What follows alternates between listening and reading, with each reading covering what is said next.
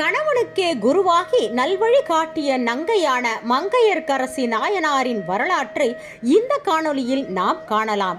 எங்கள் சேனலை ஃபஸ்ட்டாக பார்க்குறவங்க யாராவது இருந்தால் சப்ஸ்கிரைப் பண்ணிக்கோங்க. அதோடு கூட பெல் ஐக்கனையும் மறக்காமல் கிளிக் பண்ணிடுங்க. எத்தனையோ விதமான பொழுதுபோக்குகள் இருக்க இறைவனின் புகழை பரப்புவதற்கு ஒரு வாய்ப்பினை எங்களுக்கு நல்குங்கள். வாருங்கள், 63 நாயன்மார்களில் ஒருவரான மங்கையர்க்கரசி நாயனாரின் வரலாற்றை இப்பொழுது காணலாம். அக்காலத்தில் சோழ மன்னனுக்கும் பாண்டிய மன்னனுக்கும் போரில் பாண்டிய மன்னன் வென்றான்.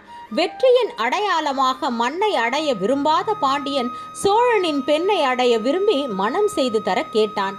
தோற்றுவதற்கு ஏது மறுக்கும் உரிமை? மேலும் அந்த பெண் தன் தந்தையையும் தேசத்தையும் காக்கும் பொருட்டு பாண்டியனை மணக்கச் சம்மதித்தாள். மங்கையர்க்கரசி பாண்டியனை மணந்து மதுரையின் அரசியானாள்.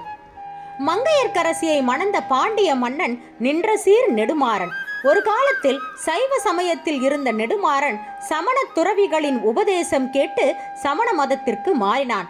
ஒரு நாட்டின் அரசனே மதம் மாறினால் மக்களுக்கும் வேறு வழி இல்லை. மதுரையில் சைவ வழிபாடுகள் புகழ் குன்றி ஒடுக்கப்பட்டன. இந்த காலகட்டத்தில்தான் மங்கையர்க்கரசி மணமகளாகி மதுரை வந்து சேர்ந்தார். எல்லா பெண்களுக்கும் நிகழும் நடைமுறை சிக்கல் மங்கைக்கும் நிகழ்ந்தது. பிறந்த வீட்டில் தான் கொண்டாடிய பலவற்றையும் புகுந்த வீட்டில் தியாகம் செய்தாக வேண்டிய நிர்பந்தம். சோழ தேசத்தில் ஈசன் வழிபாட்டில் திளைத்து வளர்ந்தவள் மங்கை. ஆனால் மதுரையோ சமணர் கூடாரம். கணவனோ மங்கையர்க்கரசியை அவள் விரும்பும் ஈசனை வழிபட அனுமதித்தான். ஆனால் அதுவும் ஓரளவுக்குத்தான். திருநீறு அணிந்த நெற்றியோடு அவன் எதிரே யாரும் தோன்ற முடியாது. அப்படி இருக்க மங்கையர்க்கரசி நீரு அணிவது எப்படி? யாரும் அறியா வண்ணம் தன் நெஞ்சினில் திருநீற்றை அணிந்து மறைத்து வைப்பாள். அவள் மனமெல்லாம் மீண்டும் மதுரையில் சைவத்தை தழைத்தோங்கச் செய்ய வேண்டும் என்பதே எண்ணமாக இருந்தது.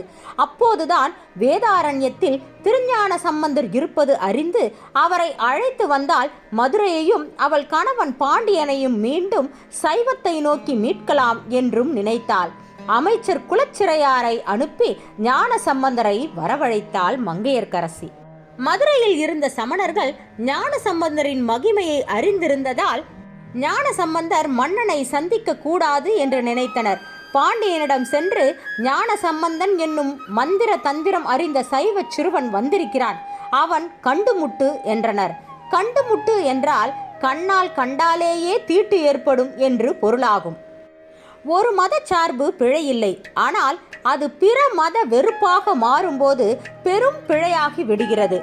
அப்படித்தான் பாண்டியனும் கேட்டுமுட்டு என்றான். அதாவது அந்த செய்தியை காதினால் கேட்டதனாலேயே தனக்கு தீட்டு ஏற்பட்டு விட்டதாக சொல்லி பெரும் பிழை புரிந்தான். சமணர்கள் ஒன்று கூடி ஞான சம்பந்தர் இருந்த இடத்தை தீயிட்டு அழிக்க முயன்றதை அறிந்தும் பாண்டியன் மறுப்பு சொல்லாமல் இருந்தான்.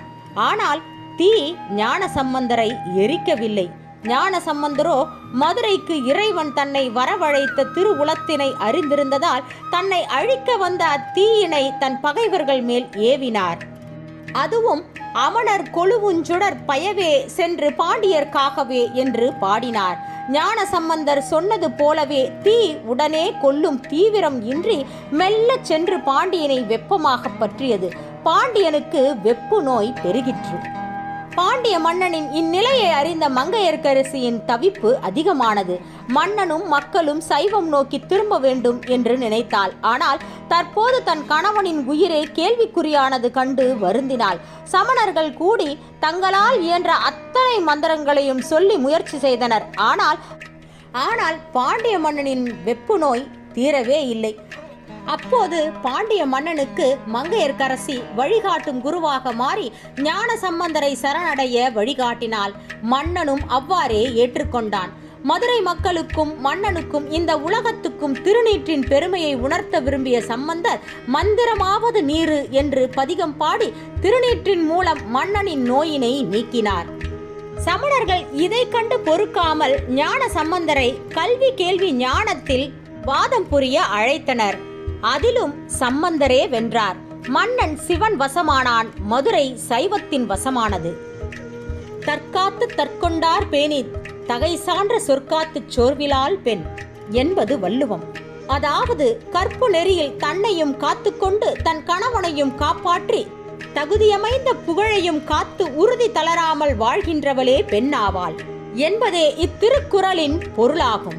மங்கையர்க்கரசி அவ்வாறு தன் சிவபக்தியையும் காத்துக்கொண்டு தன் கணவனையும் காத்து தான் மதிக்கும் சிவநாமத்தையும் காத்து பெரும் புகழை பெற்ற பெண். அதனால்தான் அவர் நாயன்மார்களுள் ஒருவராக மங்கையர்க்கரசி நாயனார் என்று அன்போடு அழைக்கப்படுகிறார். இன்றும் மதுரையில் சைவம் தழைத்தோங்குகிறதென்றால் அதற்கு மங்கையர்க்கரசியாரின் அரும்பணியே காரணமாகும். இந்த வீடியோ குறித்து ஏதேனும் கருத்துகள் இருந்தால் கமெண்ட் செக்ஷனில் எங்களுக்கு மென்ஷன் பண்ணுங்கள். இந்த வீடியோ பிடிச்சிருந்தா லைக் பண்ணிவிட்டு உங்கள் ஃப்ரெண்ட்ஸ் அண்ட் ரிலேட்டிவ்ஸ்க்கு ஷேர் பண்ணுங்கள். எங்கள் சேனலை ஃபஸ்ட்டாக பார்க்குறவங்க யாராவது இருந்தால் சப்ஸ்கிரைப் பண்ணிக்கிட்டு அதோடு கூட பெல் ஐக்கனையும் மறக்காமல் கிளிக் பண்ணிடுங்க. இது எங்களுக்கு புது உத்வேகத்தையும் ஒரு சப்போர்ட்டையும் கொடுக்கும். அடுத்த ஒரு திவ்ய வரலாற்றுடன் உங்களை சந்திக்க விரும்புகிறேன். அதுவரை உங்களிடமிருந்து விடைபெறுகிறேன். நன்றி, வணக்கம்.